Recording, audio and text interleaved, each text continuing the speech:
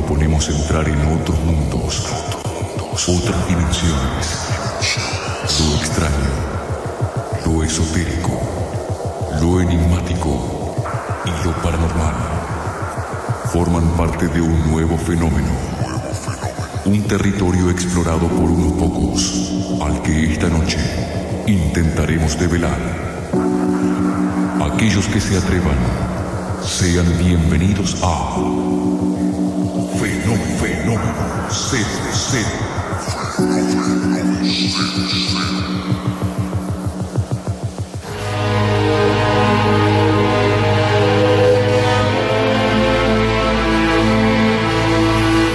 Y en esta peligrosa noche de luna llena, energía tan rara, Gladys nos orienta, nos marca el norte y hoy nos trae un informe sobre Reiki. Sí. Justamente poniendo un poco de energía, ¿no? De buena energía. Sí, buena energía. El Reiki tiene que ver con una historia que data del siglo XIX, fines del siglo XIX, y su fundador sería Mikao Usui. Discúlpame, Gladys, ¿no parece el Reiki como asociado a lo paranormal, no? Sí. ¿Sí? Sí, sí. Ya vas a ver por qué. A ver.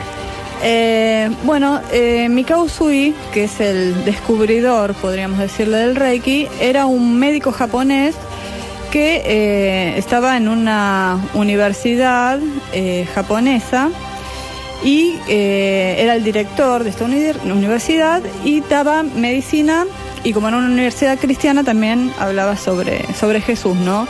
Para él su base fundamental era Jesús en esa época, ¿no? El Reiki tiene que ver con la transmisión de la energía universal o la energía cósmica a través de la imposición de manos. Es un método de canalización de esa energía para armonizar lo que sería mente, cuerpo y alma. Supuestamente, si nosotros tenemos una armonización entre nuestra mente, nuestro cuerpo y nuestra alma, tendríamos que vivir una vida más plena, feliz y sana. De modo tal también que al estar en armonía con nosotros mismos vamos a poder estar en armonía con las demás personas y justamente con el universo. Entonces, esta transmisión de la energía es un método de sanación natural, podríamos decirle. No tiene ningún tipo de complicación, no es malo dar Reiki, todo lo contrario.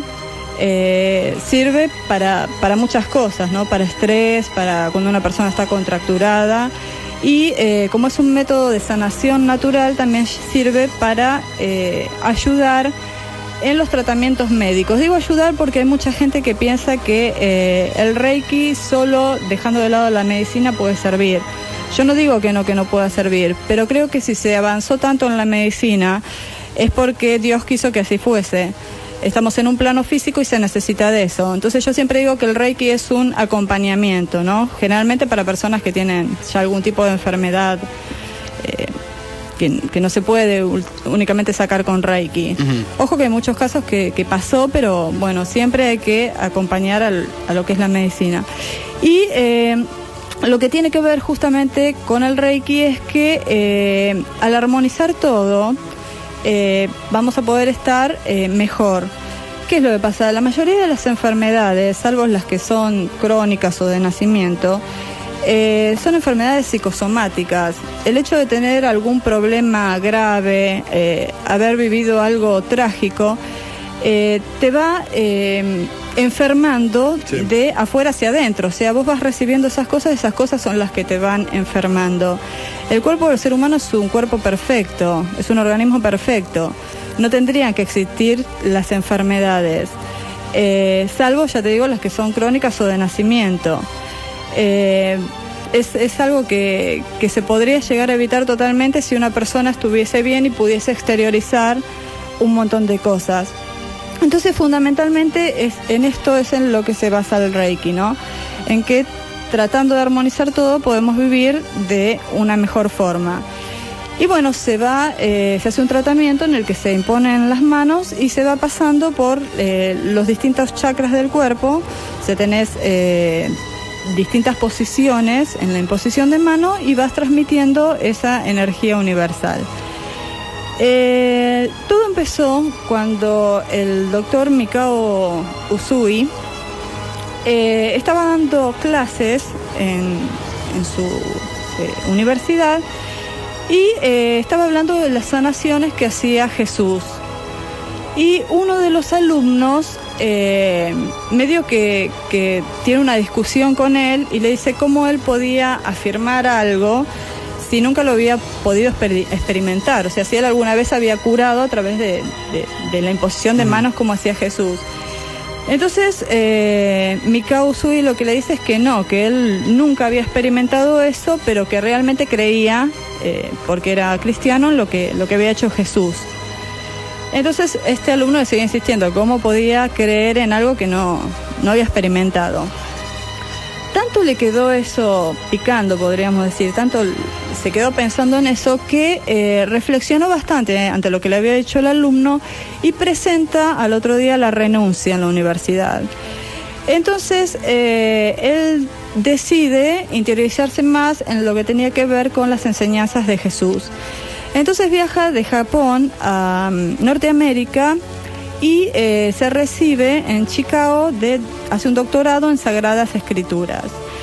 Pero se da cuenta de que era como que le faltaba algo y empieza a conectarse con el budismo. Empieza a conocer gente que estaba interiorizada en el budismo y aprende algunas cosas y decide volver a Japón. En Japón él se introduce en un monasterio zen y tiene una relación muy afectiva con uno de los abades que estaba en este monasterio. Y él estaba totalmente fascinado con el hecho de aprender a curar en forma natural, porque él era un médico. Entonces decide empezar a estudiar mucho más acerca del budismo, porque él ve que tanto Jesús como Buda hablaban de la sanación a través de la imposición de manos. Entonces, ¿qué hace? Empieza a buscar unos escritos traducidos que había de budismo en japonés, y 7 años le costó estudiar todo lo que tenía que ver con el budismo, más todo lo que había aprendido él en su doctorado en Sagradas Escrituras. Se daba cuenta de que aprende muchas cosas, que tenía todo el conocimiento, pero no sabía cómo era el arte de curar. Entonces, sí. No, que ya había pasado 10 años. Más todavía, y como que él sabía lo que estaba buscando, pero no sabía de qué manera hacerlo. Bueno, en realidad no sabíamos si él sabía lo que estaba buscando. Él tenía todos los símbolos, tenía todo el conocimiento, pero lo aplicaba y no daba resultados aparentemente. Le faltaba algo. Entonces habla con el abad y dice que se va a ir a meditar unos días en la montaña. Es así que va a unas montañas sagradas que hay en Japón y decide estar ahí 21 días. Pero es una sensación rara, porque me imagino que el tipo debe tener como una de las... No existe más, murió. Bueno, debía tener en su momento así como una sensación de no saber si él buscaba un poder, que un poder llegue a él, o si ese poder vivía en él mismo y cómo sacarlo. Sí, las dos cosas. Por un lado él sabía, pero sabía que había algo más, ¿no? Entonces se va a las montañas, y cuando llega a la cima de la montaña donde quería estar, él recoge del suelo 21 piedritas y dice, bueno, a medida que pase cada día voy a ver qué es lo que voy aprendiendo y voy a arrojar una piedra al vacío. Entonces, a medida que pasaba un día, arrojaba una piedra al vacío. Y veía que por más que pensaba, no le llegaba ese conocimiento espiritual, lo que él necesitaba realmente para poder aplicar al Reiki. Entonces, llegando el día 21, él ve desde el cielo que venía dirigido hacia él un rayo de luz. Y él se asusta bastante con esto que venía justamente dirigido a él. pero así todo él no se mueve, con lo cual este rayo impacta sobre él cae desmayado y ahí tiene un montón de enseñanzas de los dos maestros, de Buda y de Jesús, que supuestamente le enseñan cómo transmitir esa energía universal y cómo curar. Él se despierta de esto con estas enseñanzas y cuando va bajando la montaña se tropieza con una piedra y se levanta, se arranca totalmente la uña del dedo gordo del pie. Entonces él hace una imposición de manos y en el momento deja de sangrar su herida y se queda sin dolor, que él estaba muy, muy dolorido. Es terrible que te pase eso. Sigue caminando y cuando llega abajo ya va a una posada a comer algo, pero era algo para comer nada más, porque lo que le había pasado también con este rayo que había sentido es que se le había ido totalmente el cansancio y el hambre que tenía dejó de cesar. Bajó como para comer algo, ¿no?, a ese lugar.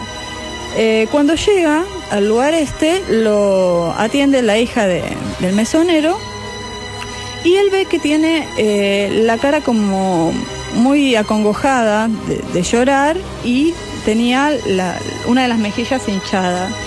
Entonces le pregunta qué le pasa y la chica le dice que estaba hace un montón de días con un dolor de muelas muy, muy grande. Entonces él le dice si le permitía imponer sus manos. La chica le dice que sí, él impone sus manos y en el momento le calma el dolor y empieza a deshincharse su cara. Él sigue su camino porque él volvía al monasterio Zen y cuando llega al monasterio pide hablar con el abad para contarle lo que le había pasado y le dicen que estaba muy enfermo en su cuarto con una artritis que lo estaba dejando muy mal, ¿no? Y muy dolorido.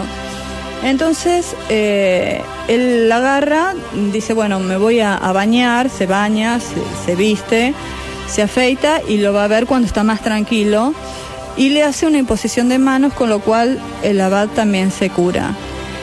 Desde ese momento en más, él empieza a hacer una vida en la que empieza a aplicar Reiki, que es la energía cósmica, y pasa que se va, en un momento se retira y se va a un campamento donde había un montón de mendigos.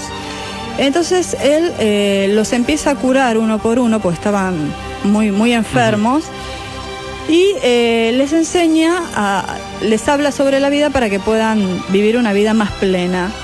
Y cuando los mendigos se iban curando y se iban poniendo bien, él los enviaba, o sea, los sacaba del campamento para que viviesen su vida propia. Pero él observa que con el paso del tiempo, estos mendigos volvían en las mismas condiciones en que estaban anteriormente al que él los curase y les diese una enseñanza de vida. Entonces les preguntaba por qué estaban así de nuevo. Y ellos le respondían que les gustaba mucho su vida anterior.